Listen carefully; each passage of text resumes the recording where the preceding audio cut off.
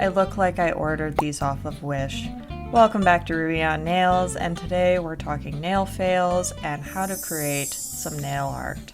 I just want to preface this video by saying that these are just things that I like to keep in mind for myself. If you do these things and you love it and you love how your nails look, keep doing that. These are just things that I like to keep in mind when I'm creating nail art. Anyway, onto the video. I was really interested in this piece of art that you see in the top left corner of the video, and I really wanted to create it on my nails because I thought it would be really cool to have the water going all the way across all of my nails and then having a sun on my ring finger, so it's kind of like a cohesive piece. Well, it's kind of like that, but the first place I went wrong was this base color. It is way too bright, and it kind of swallowed up the sun that I am going to show you how I made later on this video. I should have gone with a much more neutral base color. And you also see that it absorbs the next step where I put What Do You Pink on the background and kind of dry brushed it, but that color just absorbed everything. Which leads me to my first tip, is really try to understand how all of your colors are going to interact with one another. If you're unsure how colors will look next to each other, it's very easy to look up a color wheel to check and see what family these shades might fall into. Or if you're like me, you still have the one that you made from the 5th grade. The issue here is that I've got two very warm, bright colors that will cause this next step to just kind of blend in. I'm going to use using a stamping plate to get a perfect circle, and I'm going to be using this hot yellow, which is another very bright shade. Now you may be thinking, well, pink, orange, and yellow really looks nice on like paintings or in graphic design. Well, maybe not graphic design, that could be eye blood everywhere, but it does look good. They do look good together. However, when you add a glossy top coat into this factor, or if you do what I'm about to do and mess everything up, things just get overwhelming because I decided to take this Coca-Cola Red and dry brush it onto the sun. But I did it in such a way that I lose all of my definition. It was messy.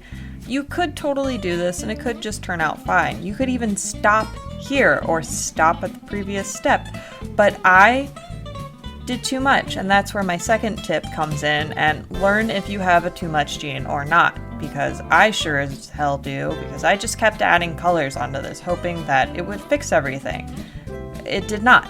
My brain the entire time was just like, you know, I gotta do it to him. So I just kept adding more colors and more colors. That's kind of just how it went. Learn how to stop.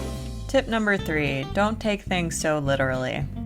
A lot of the issues I was running into was because I had a dry brush sun and a dry brush background, because both of those just kind of blurred into each other. If I had just chosen to have a dry brush sun or a dry brush background, I would still have these nice crisp lines. However, because I did both, I don't have very clear lines, and when you add a glossy top coat on top of that, there's even more blurring of things. Because while the painting has this really nice blurry gradient kind of brushy look, it has very clear and concise lines all throughout, and that's something I missed. I took one part of the painting way too literally, and I ignored an even bigger part of the painting. Tip number 4 is learning how to do placement. Placement is very important when you're working on such a tiny canvas, and yes, I just referred to my nail as a canvas. Fight me. Now this next critique could just be a little bit nitpicky to some, but personally I find being nitpicky over my own work has really helped me improve over time. But I think I placed my nail vinyls too close together, and I placed the first one way too high, so my artificial horizon doesn't really look like a horizon.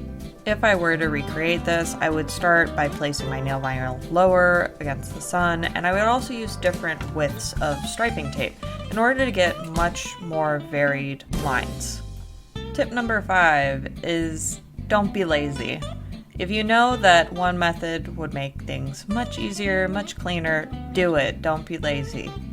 I decided to be lazy by just going straight in with the brush from the bottle instead of putting a little bit on my nail art mat and then taking another brush and gently putting it in. I missed a lot of edges by doing this. I had to do a lot of touch-ups, and I got blue everywhere. It was bleeding into the other lines. It took much longer than necessary, so my nail vinyl started to peel up on the edges.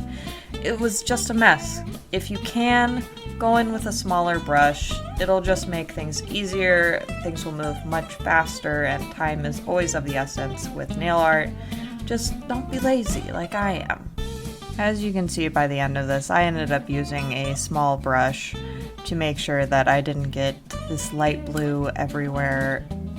Honestly, it's just pure laziness for me at this point. Like, I know what I'm doing, but I still choose to make this mistake a lot of the time.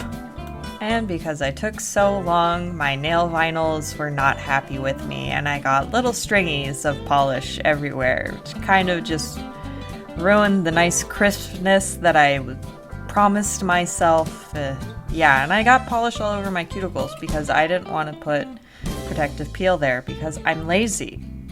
Very lazy. Don't be lazy. Take this from me. Just, if you're gonna do nail art, do it right. Because, yikes. And because I was convinced that this was salvageable, I put a nice glossy top coat on it. And to be honest, I took this off immediately once I was done filming. I thought, hey, maybe I can salvage this with the matte top coat, because tip number whatever. If you don't like it shiny, try it matte. It might work. I've had several nail arts that I've hated with a glossy top coat, but they've looked great with a matte top coat. This one, not so much. Just like everything else in life, we've got good days and we have bad days, and this week we had a bad filming day. But I tried to turn it into something constructive and useful, so I didn't waste all this time. But let me know if you like seeing my nail fails. I know I like sharing them. They seem to get a positive response every time. But if you like this video, and if you like my videos, subscribe. Anyways, I'll see you guys next week where we do this all over again. Bye!